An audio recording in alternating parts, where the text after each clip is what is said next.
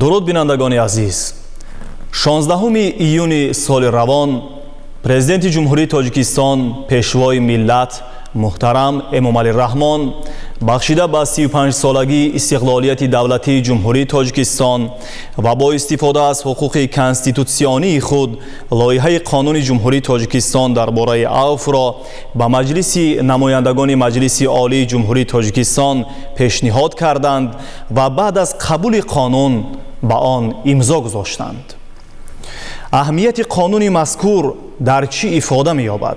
قانون مذکور نسبت به کیها تطبیق می‌گردد و هدف و مقصد آن از چی عبارت است؟ این و دیگر سوال‌ها را در برنامه امروزه با اشتراک وکیلان مجلس نمایندگان مجلس عالی جمهوری تاجیکستان برنا سید ولی زاده و اسدالله نجمیدینیان مورد شرح و تفسیر قرار می‌دهیم. اولا خوش آمدید به برنامه. قبول چنین یک قانون در شرایط امروز برای جامعه ما چی اهمیت و مهمیت داشته می‌تواند؟ قبول قانون جمهوری تاجیکستان در باره عفو این تحفه بزرگی سرور دولت به مردم سربلند کشور می باشد که به هزاران خاندان شادی و نشاط، دیداری در انتظار نزدیکان، امید به فردای نیک آورده است. مقصد اساسی دولت مهیا نمودن زندگی شایسته به مردم می باشد.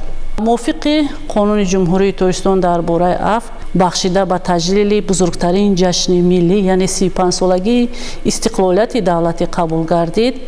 طبق این لایحه باید زیاده از 18,000 نفر گمانبر شدگان، عیبدار شونده ها، سود شونده ها مورد تطبیق عفو قرار گیرند. لیکن این شماره احتمالی است. در مقامات های تحقیقات، تفتیشات پیشکی، سودها پرونده های زیاد مورد بررسی قرار دارند و امکانیت مورد عفو قرار گرفتن آنها نیز زیاد است. دولت هنگام تطبیق جزا تنها مسئله جوابگاری را به اینوبت نمیگیرد، چون که وضع اجتماعی، سلامتی، سن سال و امکانیت اصلاح شوی خودی همان شخصانی که جنایت صادر کردند آن را نیز به نظر میگیرد و اهمیت این قانون تنها در آزاد نمودن یک قسم معین شخصان جنایت صادر کردن نیست. اهمیت اصلی آن در آن است که دولت به انسان امکانیت اصلاح شوی را میدهد.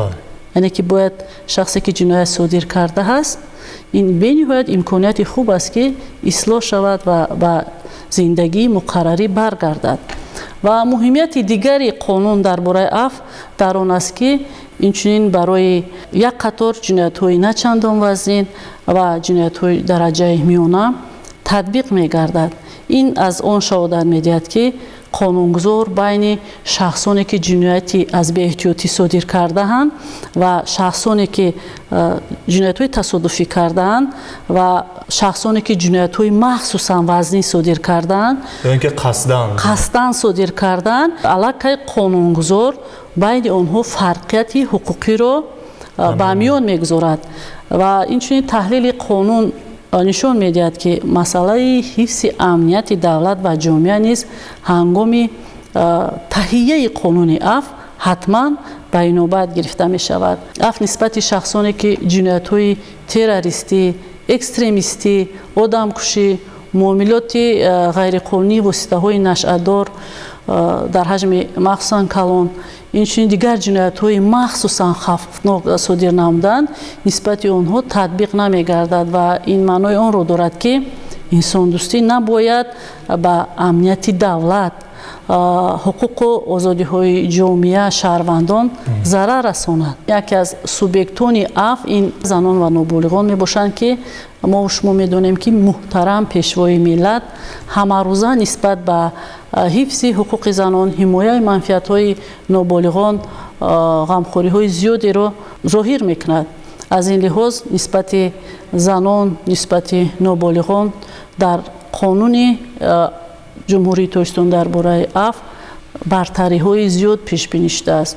طبق قانون جمهوری تاجیکستان درباره عفو عین زنان در مؤسسه‌های اصلاحی 507 نفر زنان و 134 نفر نابالغان адои ҷазо доранд ки ба онҳо санади мазкур ҳатман татбиқ мегардад. ҳамчунин 156 парвандаҳои ҷиноятии нисбати занон ва 36 парвандаҳои ноболиғон ки дар таҳқиқ ва тафтишоти пешакӣ қарор доранд, онҳо низ мавриди татбиқи аф қарор мегиранд.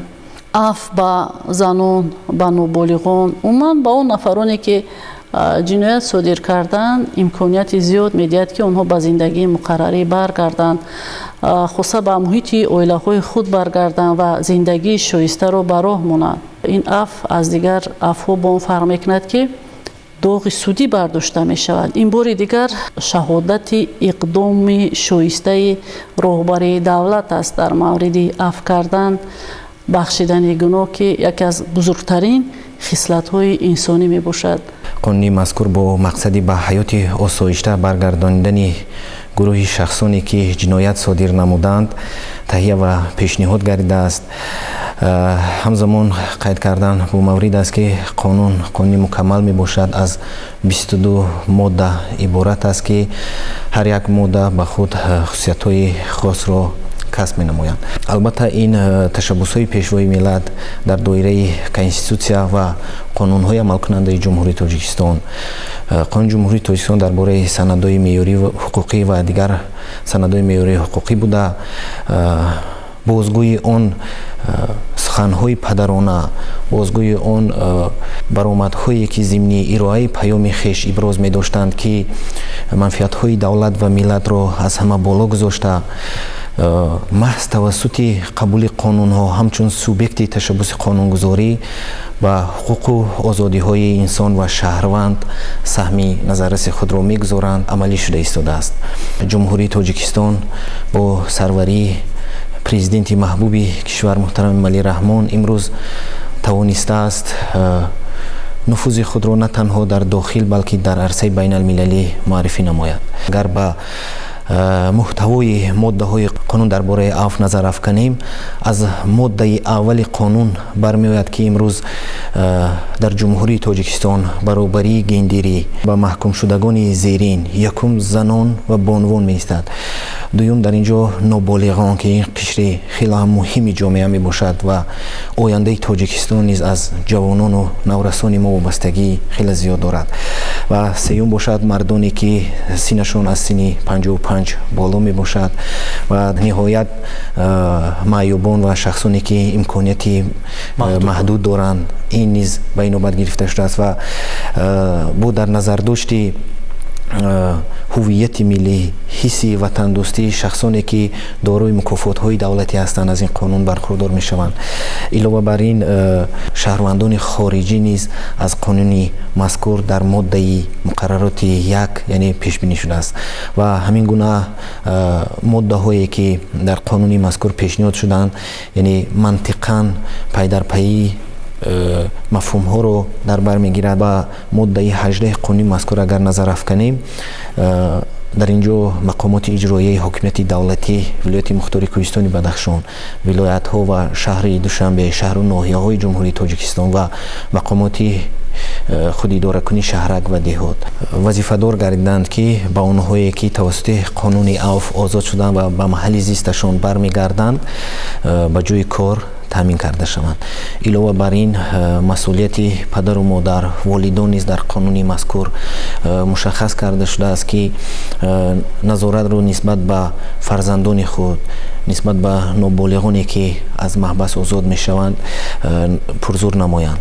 дар моддаи 19 қонуни мазкур вазорати идораҳо, махсусан мақоми ваколатдори давлатӣ корҳои дохилиро муаззаф намуданд ки зимни аз маҳбас озод гардидани теъдоди зиёди маҳбусон пайгирӣ намоянд ва назорат бурда шавад то дубора ба ҳамин ҷинояткорӣ даст назананд. баъзе ҷиноятҳое ҳаст ки яъне зарар ба моликияти шахс расонида шудааст.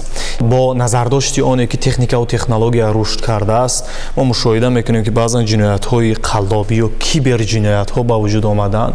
оё меъёрҳои қонуни авф ба чунин шахсон ҳам татбиқ мегардад? яъне онҳое ки гӯем ба ҳамин қаллобӣ ба киберҷиноятҳо ё тасарруфи молу мулки шаҳрвандон машғул шудаанд? шахсоне ки аф мешаванд аз ҷазои иловагӣ ва барқарор намудани товони зарари моддӣ ба кирдори ҷиноятӣ расонидаашон озод карда намешаванд. яъне қабули санади аф бо дар назардошти манфиатҳои ҷабрдида ба роҳ монда мешавад. яъне танҳо нисбати он шахсони аф татбиқ мегардад ки зарари аз ҷиноят расонидашударо ҷуброн намуда бошанд. ва мо шумо медонем ки дар моддаи 21 Конститутсияи Ҷумҳурии Тоҷикистон низ омадааст ки ҳуқуқи ҷабрдидаро қонун ҳифз мекунад.